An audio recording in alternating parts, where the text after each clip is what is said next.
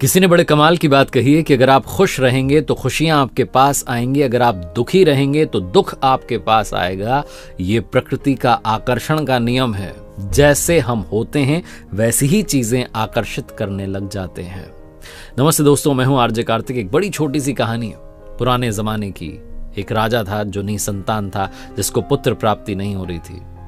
बहुत जतन किए लेकिन हर बार उसे निराशा हाथ लगी।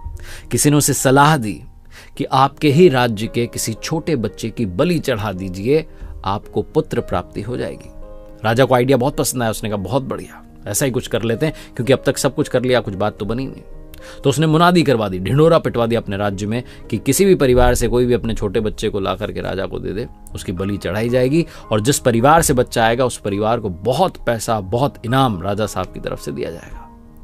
उस राज्य में गरीब परिवार रहता था, उनके बहुत बच्चे थे। एक छोटा बच्चा था, सबसे छोटा, जो मंदिर जाता था, भक्ति करता था और कुछ करता नहीं था। तो उस परिवार के मुखिया को लगा कि हमारे तो इतने बच्चे हैं, इसको दे देते हैं, क्या फर्क पड़ेगा, और वैसे भी किसी काम का नहीं है। तो उस परिवार के मुखिया ने उस बच्चे को राजा को सौंप दिया। राजा ने अपनी तरफ से बहुत सारा पैसा इनाम दे दिया उस परिवार को, खुश हो गया। अब वो तिथि आई, वो तारीख आई जिस दिन बलि चढ़ानी थी। राजा के मंत्रियों ने, सलाहकारों ने सारी तैयारी करवा ली। राजा का इंतजार था। राजा पहुंचा, बलि चढ़ाने की पूरी तैयारी थी, लेकिन राजा ने बच्चे से कहा कि बेटा तुम्हारी कोई अंतिम इच्छा है? तो उस बच्चे ने कहा कि हाँ, मेरी अंतिम इच्छा है, बस मुझे रेत का ढेर ला करके दिया जाए। तो रेत मंगवाई गई, मिट्टी जो थी मंगवाई गई। उस बच्चे ने फटाफट से 4 छोटे छोटे घर बना दिए, ढेरियां बना दी ऐसी। और उसके बाद उस बच्चे ने पहली वाली ढेरी को, जो पहला मकान उसने बनाया, उसको गिरा दिया। दूसरा बनाया, उसको गिरा दिया। तीसरा बनाया, उसको गिरा दिया। और चौथे के सामने हाथ जोड़ करके बैठ गया, आंखें बंद की, प्रार्थना की, और उसके बाद बोला राजा से कि अब मेरी बलि चढ़ा दो, जो करना है कर लो। राजा डर गया, सलाहकार डर गए, मंत्री डर गए। बोले इसने क्या किया है, इसने कौन सी ये विद्या अपनाई, यहाँ पर क्या विधि लगाई? उससे पूछा तुमने क्या किया है? उस बच्चे ने कहा कुछ नहीं किया, बस मैंने 4 मकान बनाए और गिरा दिए 3, एक को रहने दिया।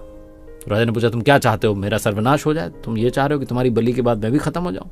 बच्चे ने कहा नहीं, मैं किसी का बुरा नहीं चाहता। जो 3 मकान मैंने गिराए, पहला मेरे माता पिता का था, उनकी जिम्मेदारी थी मुझे बचाना, लेकिन उन्होंने तो पैसों के लिए मुझे बेच दिया, तो उस मकान को गिरा दिया। दूसरा मेरे सगे संबंधियों का था, रिश्तेदारों का था, उनकी जिम्मेदारी थी कि मेरे माता पिता को बुद्धि दें कि मुझे ना बेचें, लेकिन उन्होंने भी कुछ नहीं कहा, उनका भी मकान गिरा दिया। तीसरा मकान आपका था राजा साहब, आपका तो सबसे बड़ा कर्तव्य है प्रजा की रक्षा करना, और आप मेरी बलि चढ़ाने चले हो, आपका भी गिरा दिया। चौथा वाला तो मेरा मंदिर है, मेरे परमात्मा का, अब उन्हीं से मेरी जो है आशा बची है। उनसे मैंने कहा कि अब जो होगा आप देख लेना, मैं आपकी शरण में हूं। राजा की आंखें खुल गई। उसे ये रियलाइज हुआ, महसूस हुआ कि कहीं ऐसा ना हो कि इसकी बलि चढ़ाने के बाद भी बेटा प्राप्त नहीं हुआ तो क्या करूंगा।